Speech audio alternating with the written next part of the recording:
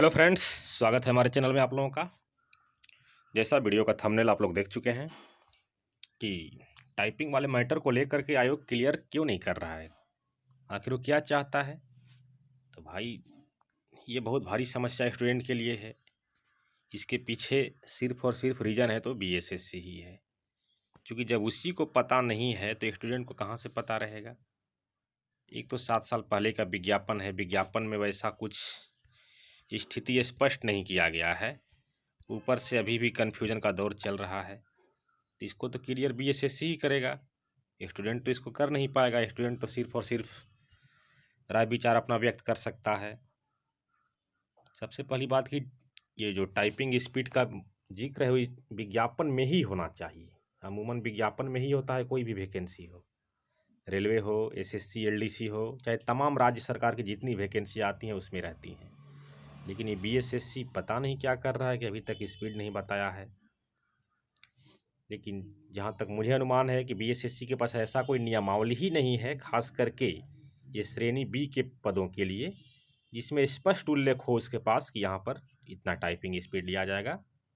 बहुत सारे वीडियो आप लोग देखेंगे उससे रिलेटेड, उसमें कहीं टाइपिंग स्पीड का जिक्र नहीं है तो उसमें नियमावली में भी जिक्र है और विज्ञापन में भी अमूमन दिया जाता है, लेकिन यहाँ पर नहीं दिया है। आखिर आयोग चाहता क्या है? और कुछ कन्फ्यूजन स्टूडेंट अपने आप से क्रिएट कर रहे हैं कि जिसने हिंदी में यस किया है तो उनको हिंदी देना होगा, जिसने इंग्लिश में यस किया है तो उसको इंग्लिश देना होगा, जिसमें दोनों में यस किया है उसको दोनों देना होगा। ये तो बिल्कुल ही बात समझ से परे है, क्योंकि जहाँ हिंदी और अंग्रेजी नेसेसरी है वहाँ तो दे दिया गया है। जैसे आप लोग देख पा रहे हैं स्क्रीन पर, इंटर श्रुति लेखन हिंदी एवं अंग्रेजी टंकन, फिर पोस्ट कोड नंबर 3 में भी इंटर तथा हिंदी एवं अंग्रेजी टंकन। यहाँ तो न्यूनतम शैक्षणिक योग्यता में है तो यहाँ तो लिया जाएगा, लेकिन स्पीड का जिक्र यहाँ भी नहीं है। तो जैसा प्रेफरेंस मांगा गया था फॉर्म भरते समय यस नो करने के लिए, तो सबसे पहले वहाँ था श्रुति लेखन, दूसरा में था आशु लेखन। आइए देख लेते हैं एक बार।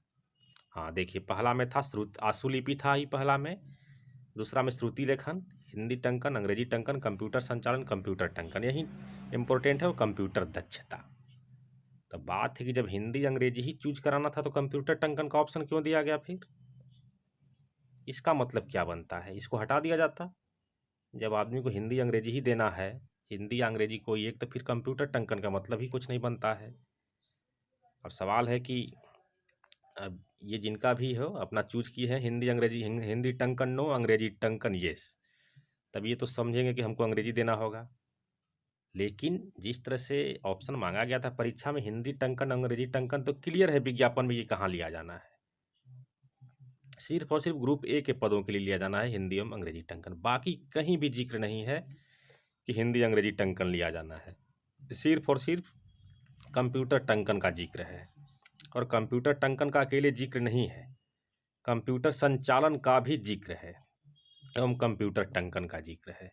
जबकि ग्रुप ए वाले पदों में यानी पोस्ट में यहाँ कंप्यूटर संचालन, कंप्यूटर दक्षता का कोई जिक्र नहीं है, सिर्फ और सिर्फ हिंदी एवं अंग्रेजी टंकन का जिक्र है।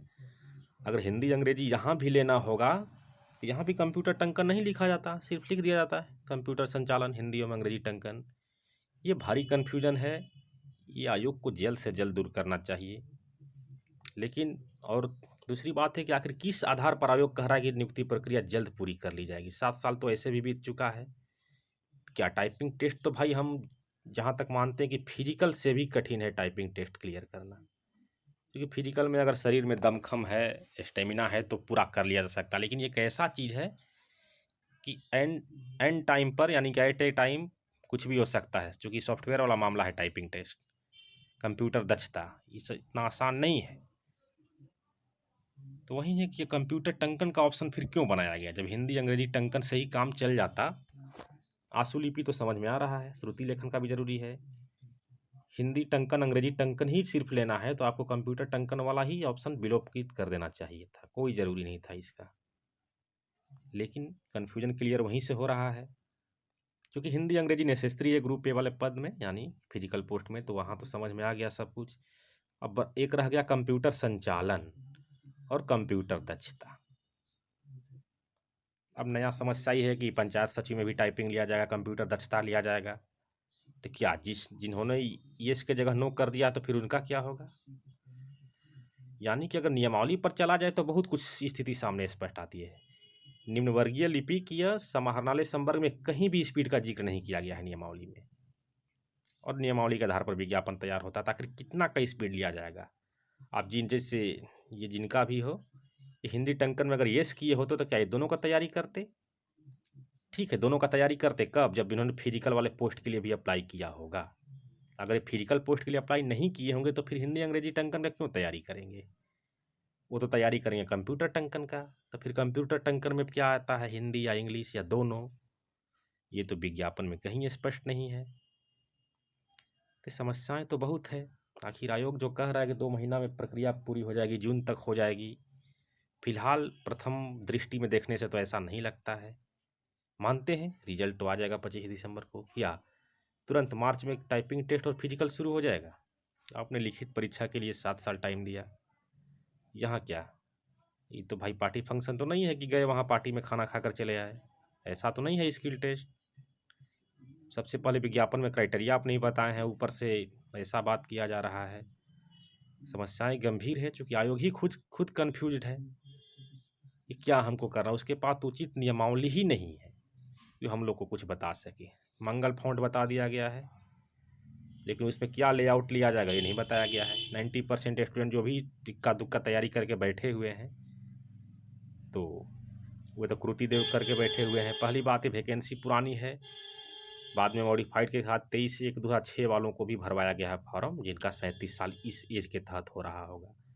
तो आज से 14 साल और ऐड कर लीजिए, 2006 से 21 आ गया, 15 साल ऐड कर लीजिए 37 में, 37 5 42 10 52 साल के लोग जनरल कैटेगरी के साथ ही इसमें होंगे बहुत लोग।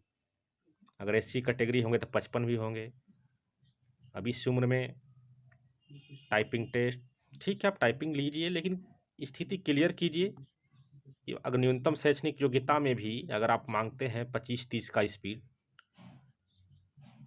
और तकनीकी योग्यता में भी उतना ही अगर मांगते हैं, तो फिर दोनों में अंतर क्या रह गया? न्यूनतम शैक्षणिक योग्यता और तकनीकी योग्यता में तो तकनीकी योग्यता वाला ही भी कॉलम में लिख दिया जाता।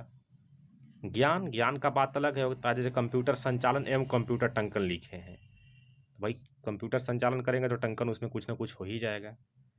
इस सब क्लियरेंस के साथ आयोग का जवाब देना चाहिए, नहीं तो सभी स्टूडेंट कन्फ्यूजन में है, कोई क्लियर नहीं है। कहीं ना कहीं आयोग के मनसा शायद हो सकता है कि हम सब कुछ क्राइटेरिया बताएं, स्टूडेंट हंगामा करें, तैयारी के लिए टाइम चाहिए, डेट बढ़ना चाहिए, और इससे भर्ती प्रक्रिया लेट होगी। शायद आयोग का ये मनसा हो, लेकिन ये बहुत भारी समस्या है। लिखित परीक्षा से भी ज़्यादा समस्या है। आपने तो बता दिया था फिजिकल टेस्ट के लिए, फिजिकल पोस्ट के लिए पहले ही बता दिया था कि हमको क्या क्या लेंगे, लेकिन स्किल टेस्ट के बारे में स्थिति स्पष्ट आप अभी नहीं किए हैं पूरी तरह से। सिर्फ और सिर्फ मंगल फॉन्ट बता कर रख दिए हैं, मंगल फॉन्ट भी क्लियर नहीं है। तो देखिए आगे क्या होता है। मिलते हैं अगले वीडियो में। धन्यवाद।